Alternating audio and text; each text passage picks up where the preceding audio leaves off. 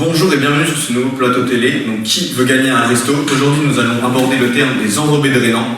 Pour ce faire, je vais laisser les deux équipes s'affronter. Donc, la première équipe est l'équipe noire composée de Samuel et de Mathias. La deuxième équipe est l'équipe blanche composée de Vanzo et de Jean. Les règles du jeu sont simples. Il y a 7 questions. Premier à buzzer, je lui donne la parole.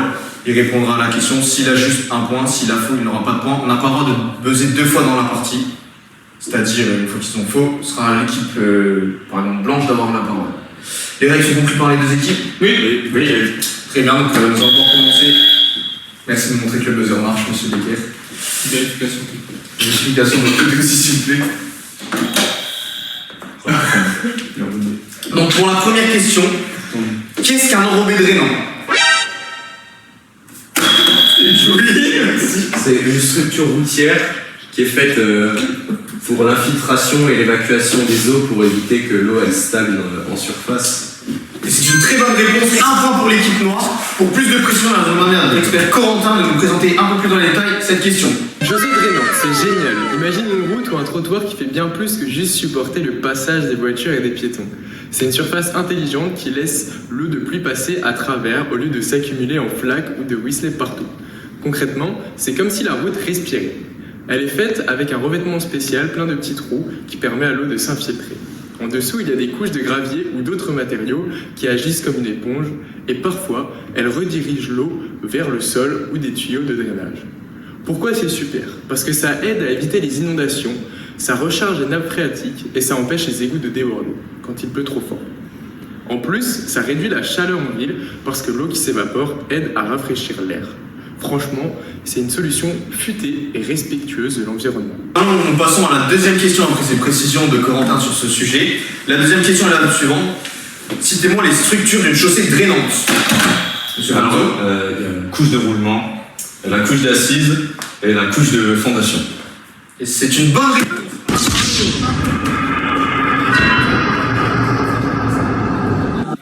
Plus sur ce sujet. La structure d'une chaussée drainante, c'est comme une lasagne bien pensée, mais version génie civil.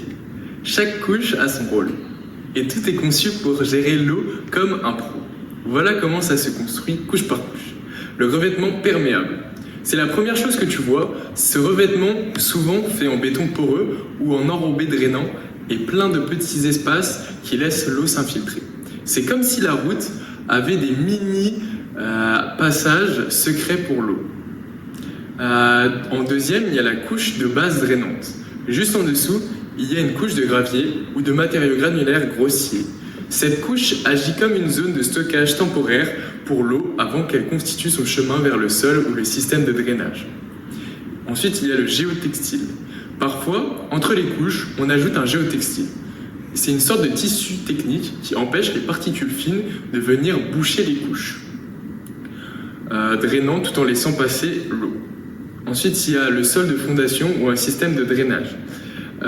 Enfin, donc, tout ce qui s'infiltre arrive donc, dans le sol de fondation ou dans le système de drainage. Si le sol naturel est bien perméable, l'eau retourne directement dans la nappe phréatique. Sinon, il y a un réseau de tuyaux ou de drains pour évacuer l'eau ailleurs. En gros, c'est un travail d'équipe entre les couches. Le revêtement capte l'eau, la base le stocke et le reste l'évacue proprement.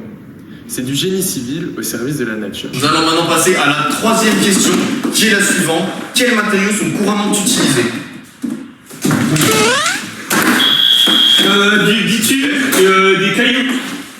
Et c'est malheureusement une mauvaise réponse pour l'équipe noire qui cède la main à l'équipe blanche qui a peut-être une proposition à me faire. Proposition?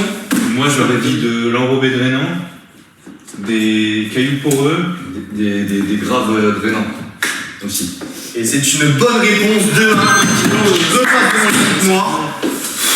Pour plus de précision, encore une fois, nous donnons la parole à notre ami Corentin. Matériaux pour une chaussée drainante, c'est du sérieux. Ils sont choisis pour être costauds tout en laissant passer l'eau. Voilà ce qu'on utilise souvent. Donc un revêtement perméable en enrobé drainant, donc c'est une sorte d'asphalte, mais avec des granulats calibrés pour créer des petits espaces où l'eau peut s'infiltrer. Le béton poreux, un béton avec moins de sable, donc plein de petits trous. Résultat, l'eau passe comme dans un tamis. Et ensuite, il y a le pavé perméable, des pavés espacés ou avec des joints remplis de gravier ou de sable qui laissent l'eau s'infiltrer. En plus, c'est joli. Couche de base drainante, gravier ou granulat. Ces matériaux grossiers forment une couche qui stocke l'eau et l'empêche de stagner à la surface.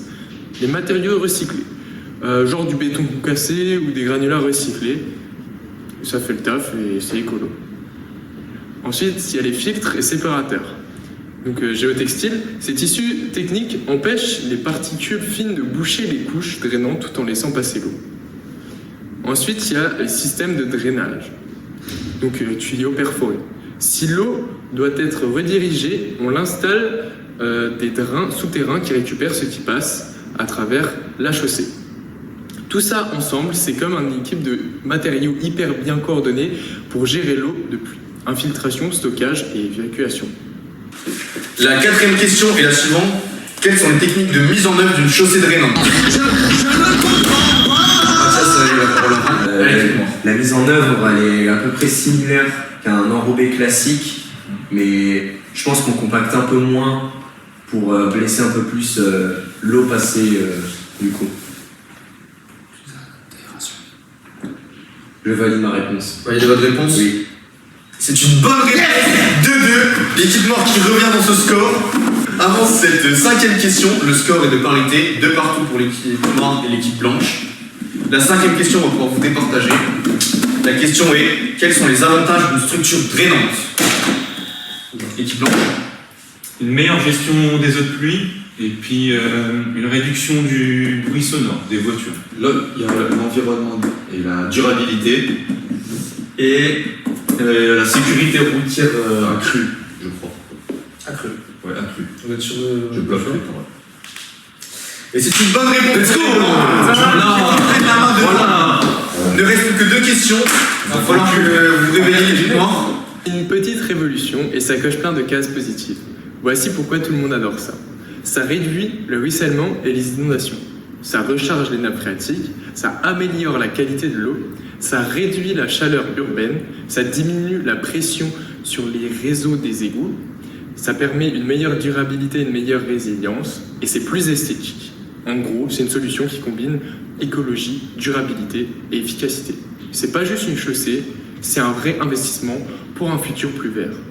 Cette 6e question est déterminante car les blancs peuvent remporter cette partie. Ils repasseraient à 4 points.